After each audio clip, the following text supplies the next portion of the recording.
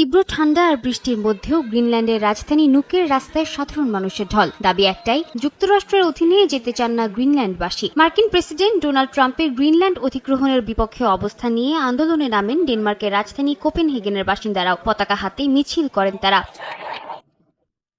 এদিকে স্থানীয় সময় শনিবার ট্রুথ সোশ্যালে দেয়া এক পোস্টে প্রেসিডেন্ট ট্রাম্প জানান, গ্রিনল্যান্ড কেনার অনুমতি না দেওয়া পর্যন্ত ইউরোপীয় কয়েকটি দেশের উপর শুল্ক আরোপ করা হবে। Denmark, Norway, Sweden, France, Germany, যুক্তরাজ্য, নেদারল্যান্ডস ও ফিনল্যান্ডের উপর 1 ফেব্রুয়ারি থেকে 10% শুল্ক কার্যকর হচ্ছে।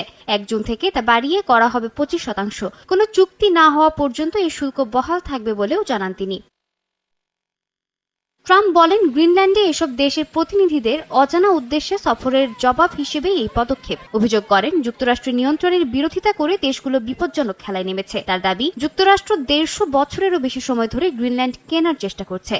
পরিকল্পিত মার্কিন ক্ষেপণাস্ত্র প্রতিরক্ষা ব্যবস্থা গোল্ডেন ডোমের জন্য গ্রিনল্যান্ড এখন আরও গুরুত্বপূর্ণ বলে মনে করেন তিনি। এতে কানাডার সম্ভাব্য সুরক্ষার কথাও উল্লেখ করা হয়।